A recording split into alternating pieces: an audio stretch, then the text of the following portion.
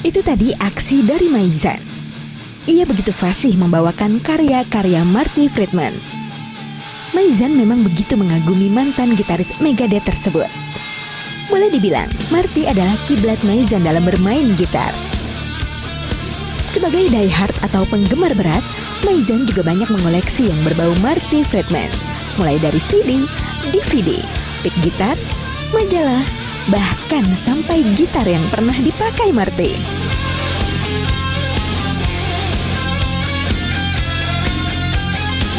Pertama sih dari kaset ya, pada era itu kan masih kaset, Cacophony itu, album Speed Metal Symphony. Mungkin sekitar akhir tahun 90-an ya. Jadi itu ada album di mana dia main bareng dengan Jason Becker. Jadi itu instrumental gitar yang duet gitu loh. Jadi ada dua gitaris yang main solo tapi dengan layer yang berbeda gitu loh. Jadi bukan berarti yang satu main rhythm, satu main lead, itu enggak. Jadi dua-duanya lead, tapi modelnya counterpoint seperti lagu klasikal seperti eranya Johann Sebastian Bach begitu.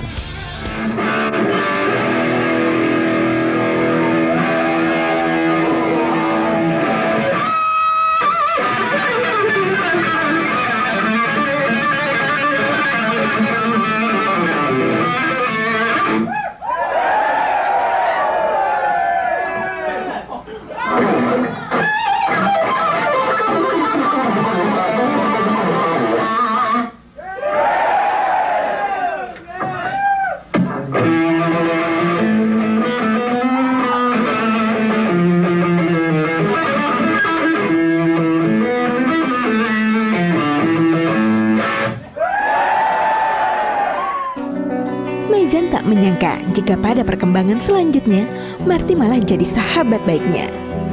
Itu diawali ketika ia membuat web fans Marty Friedman. Mengetahui adanya web tersebut, Marty menghubungi Maizan minta dibuatkan web yang resmi. Sejak itulah, Maizan jadi webmaster atau pengelola web resmi Marty Friedman. Ketika di tahun 97, saya sempat bikin website kayak unofficial nih, jadi bukan yang resmi ya, buat hanya fan site gitu, buat Marty itu. Nah, saya dapat martyfriedman.com pada saat itu kan. Nah, saya urus beberapa setahun, nggak saya jalani lagi ya, karena kan konten saya terbatas.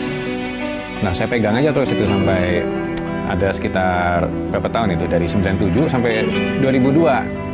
Baru Marty Friedman-nya itu menemukan saya karena saya sebagai owner yang martyfriedman.com, dia cek di whois nama domain, dia nemuin nama saya, kemudian di email saya pada saat itu. Nah, ketika pertama dia email itu ya, kan emailnya juga pakai yang provider ya, kayak martyfriedman@earthling.net gitu ya. Saya juga nggak percaya kalau itu dia gitu loh.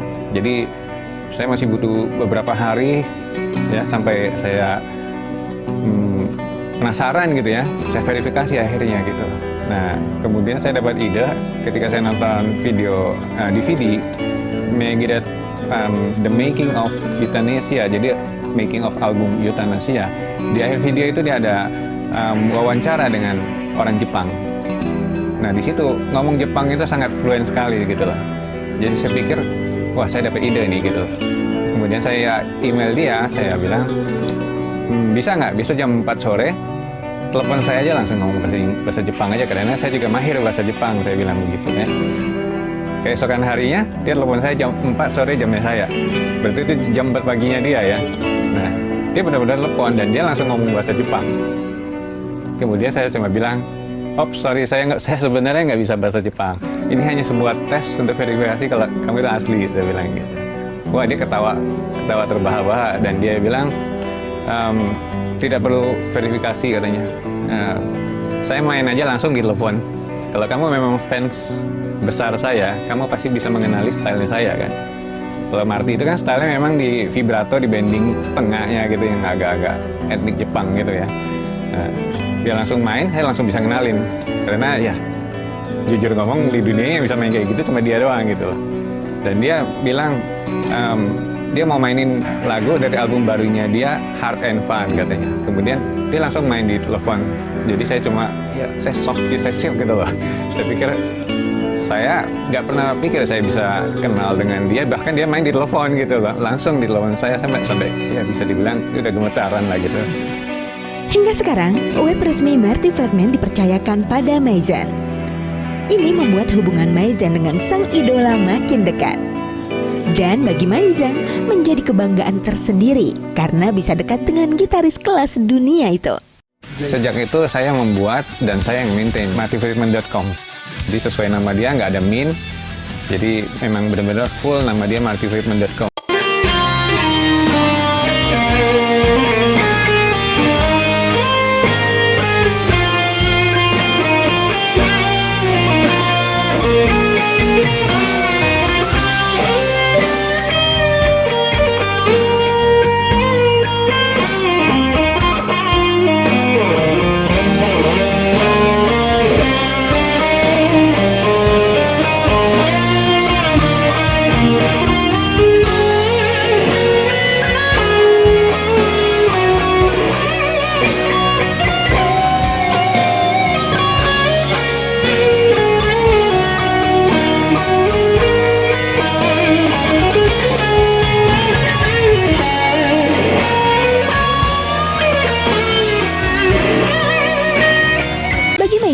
Marty bukan sekedar idola, melainkan juga panutan. Maka ia pun rela mengeluarkan dana yang tidak sedikit demi mendapatkan gitar yang pernah dipakai sang idola. Tak tanggung-tanggung, Maizen memiliki 6 gitar yang pernah dipakai Marty. Paling spesial sih yang ini ya, karena kan ini gitar yang paling legendaris ya. Jadi ini dipakai di album Megadeth yang paling legendaris itu di Rust in Peace. Juga di situ juga ada satu lagu yang paling legendaris itu Tornado of Souls, Holy War, Hangar Actin. Nah, 3 lagu itu udah paling dikenal. Studio rekam dengan gitar ini, di musik videonya rekam pakai ini, di konsernya juga live pakai gitar ini. Jadi bisa dibilang semua album Megadeth yang ada Marty Friedman itu semuanya direkam dengan gitar ini dan live-nya juga.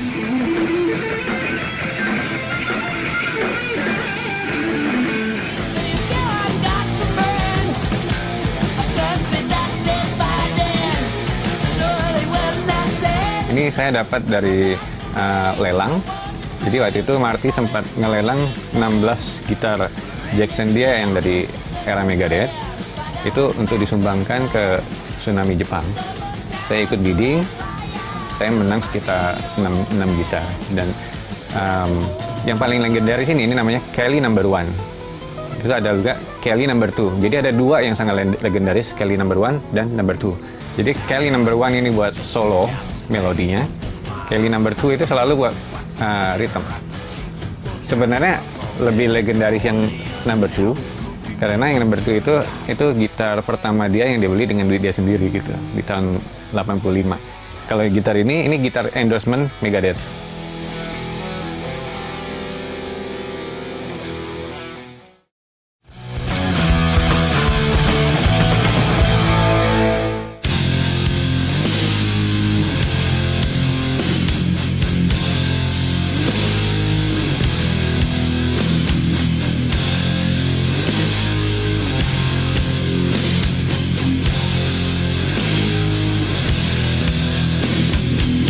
Begitu dekatnya hubungan Maizan dengan Marty Friedman, ia bisa mendapatkan benda-benda pribadi milik Marty.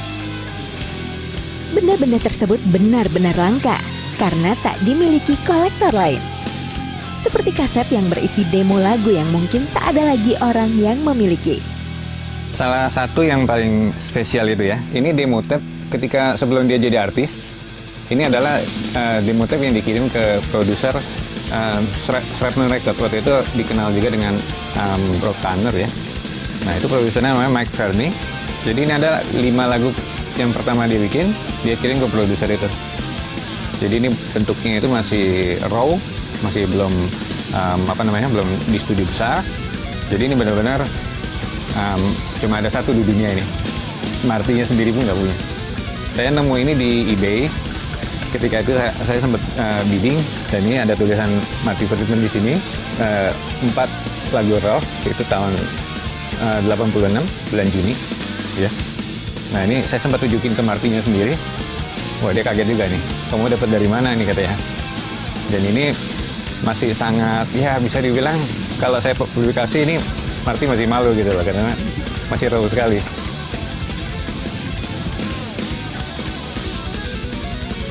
Ini di sini pertama kali yang dipromo bareng dengan website yang saya bikin adalah album yang ini gitu. Jadi saya juga pas itu surprise, saya beli CD ini, di sini ada nama saya gitu. Ada special thanks buat saya. Nah, terus beberapa tahun kemudian saya ada bikin lagu, terus saya bilang mungkin dia bisa partisipasi ya di Gitar Klinik 2. Ya, ini keluaran Musika Studio di tahun 2004 ya. Jadi ini kompilasi gitaris-gitaris Indonesia. Nah, saya main di lagu ke-8 dengan judul In a Fire Symphony.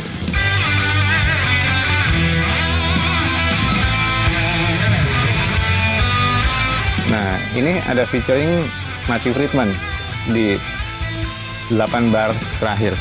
Ya, jadi ini memang saya kirim ke dia, saya minta tanda tangan. Lagunya cukup panjang, jadi dia cuma ngisi 8 bar terakhir lah ya, tidak banyak, tapi ya cukup teknikal mainnya di situ. Maizan juga memiliki banyak CD Marty Friedman yang tidak pernah diedarkan. Saya sebagai webmaster yang Marty itu, saya banyak diberi rekaman-rekaman yang dia tidak pernah rilis gitu. Nah itu dia kirim ke saya, ini banyak sekali. Jadi ini tidak boleh saya publikasi karena ini benar-benar demo gitu. Selain itu, saya banyak diberi minus one. Minus one itu backtrack. Jadi kayak gini ada tulisannya minus one, bisa baca. Ini tulisannya Marty sendiri. Ada tulisannya Marty. Jadi ini backtrack. Ini memungkinkan saya itu untuk langsung main di lagunya dia.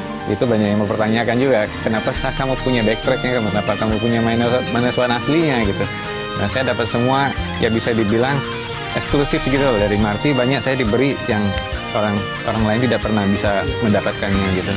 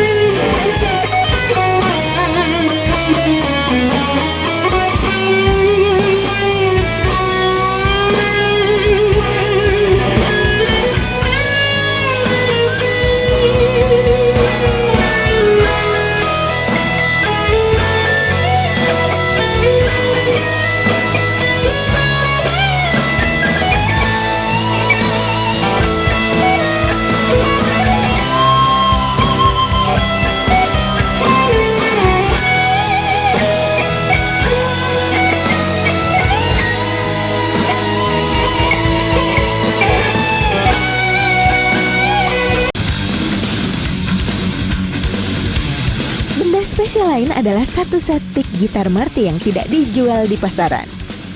Marty juga memberikan langsung benda tersebut pada Maizan. Benda ini termasuk barang koleksi yang banyak dicari penggemar Marty. Ini belum pernah dijual di pasaran, ya. Koleksi Marty sendiri, kemudian diberi ke saya. Ini terbuat dari kayu.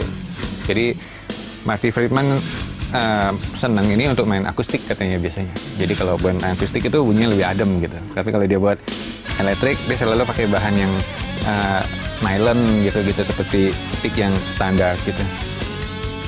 Tadi sempat ditanya untuk yang album mana yang membuat saya mau dengar Marty Friedman, itu album ini. Saya main gitar itu terinspirasi dengan album ini. Ini album tahun 89. Nah, itu ada satu lagu judulnya Black Cat.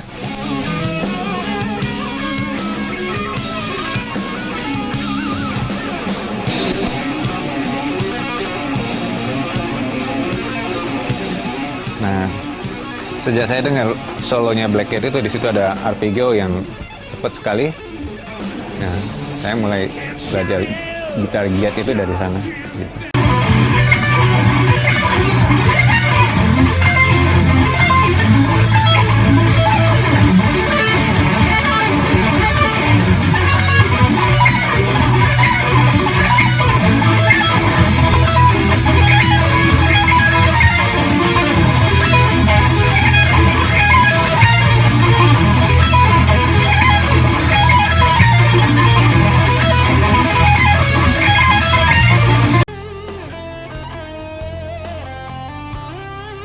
Setelah mengenal dekat sang idola, Maizan makin kagum dengan Marty. Di matanya, Marty selain seorang profesional, juga memiliki jiwa sosial yang tinggi. Marty pernah melelang belasan gitar miliknya, dan hasilnya sepenuhnya disumbangkan pada korban tsunami di Jepang. Nah, setelah dia pergi dari Jepang pun, saya sempat kaget, yaitu keputusannya apa? Dia mau menjual 16 gitar Jackson dia yang dari era Megadeth untuk disumbangkan ke tsunami Jepang ini. Kenapa? Karena dia bilang banyak teman-teman dia yang kehilangan anaknya, atau anak yang kehilangan orang tuanya itu banyak sekali, dan itu semua teman-teman dia, dan dia bilang dia tidak tahu masih berbuat apa, yaitu yang dia bisa lakukan. Jadi saya bantu dia untuk mendata semua gitar-gitar dia yang dilelang. Saya sendiri beli 6 gitar. Nah, sisanya itu dilepas ke macam-macam negara lah, mungkin dari fansnya dia dilelang gitu. Cukup banyak, dia sempat ada sumbang sekitar 1 M-an. Saya sempat kaget, jiwa sosialnya tinggi gitu.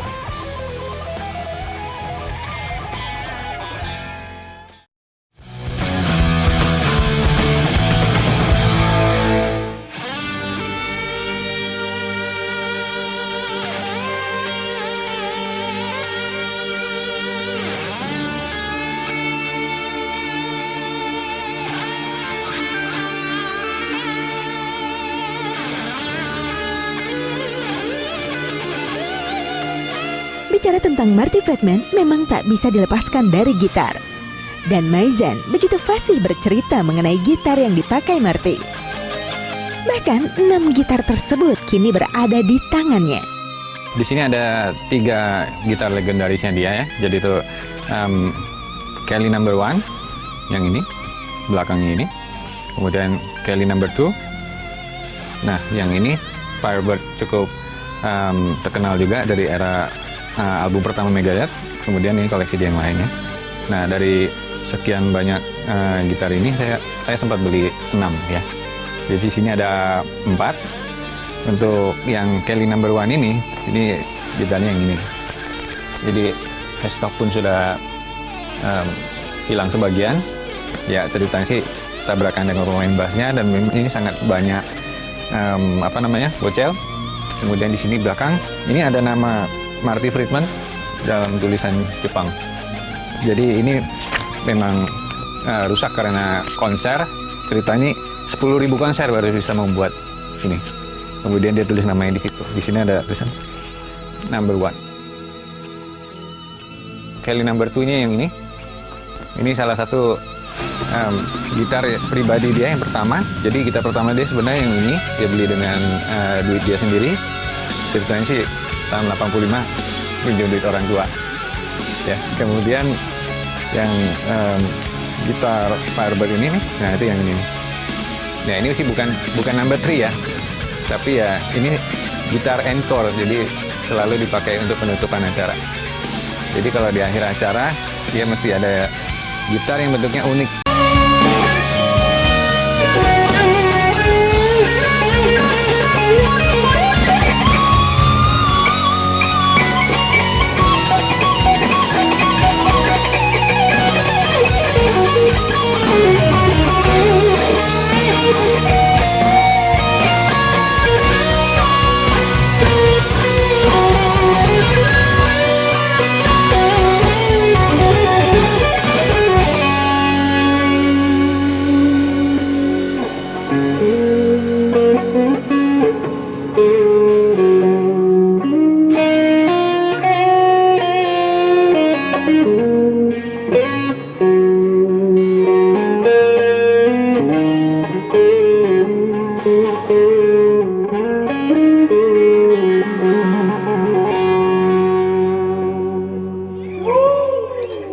Terus yang satu lagi itu juga dari era Megadeth juga. Jadi keempat gitar ini memang asli punya dia, bukan replika.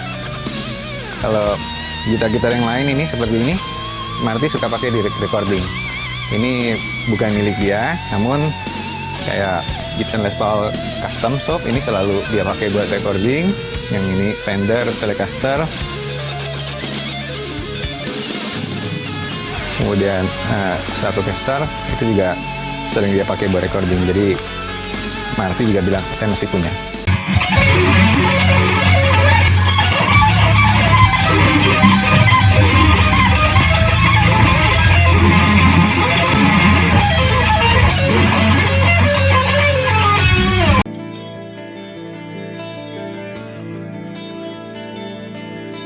Gitar-gitar yang pernah dipakai Marty memiliki ciri khusus. Di antaranya, setiap gitar memiliki sertifikat yang berisi sejarah gitar tersebut. Jadi, keautentikan gitar itu sangat bisa dipertanggungjawabkan. Yang keempat ini semua ada sertifikatnya. Kelly number 1 itu ada sejarahnya. Kelly number 2 ada sejarahnya juga di sertifikatnya. Sejarah paling banyak di Kelly number 1. Jadi di music video Megadeth dia pakai, di 10.000 konser dia pakai juga buat recording studio. Yang ini selalu buat lead, buat solo melodi. Yang Kelly number 1 selalu buat rhythm. Dan Kelly number 1 juga sering dia pakai buat video lessonnya dia. Nah, kalau berdasarkan cerita yang tadi ya, kalau Kelly number 2 itu kita pribadi dia beli sendiri. Kelly number 1 ini gitar pertama endorsement pertama ketika dia masuk Megadeth, dia langsung di endorse sama Jackson. Ini prototipe yang pertama. Jadi di sini ada bolong di sini. Ini karena dia tidak pengen posisi knob di sini pindahin ke belakang. Nah, kemudian untuk yang production-nya, signature-nya dia itu menjadi yang itu tuh. Makanya itu yang itu knobnya sudah di bawah, tidak seperti ini. Jadi itu tidak ada bolong di situ. Jadi ini prototipe. Jadi pertama Jackson kasih seperti ini, dia mencoba pakai dan dia melihat apa yang perlu dirubah gitu. Jadi ini prototype. Kalau yang Firebird ini, nah ini bisa dibilang ini memang custom shop. Jadi ketika itu Marty Friedman itu pengen punya Jackson dengan bentuk Gibson. Jadi Firebird ini sebenarnya bentuknya Gibson. Cuma ya, dia minta Jackson bikinin yang model Firebird. Cuma beda di headstock. Kalau di Gibson headstocknya nggak seperti ini headstocknya Jackson. Jadi itu namanya Jackson Firebird Custom Shop. Mason bukan hanya sebagai kolektor maupun penggemar, ia juga seorang musisi. Ia pernah unjuk kebolehan di hadapan Marty. Mereka bahkan bermain gitar bersama.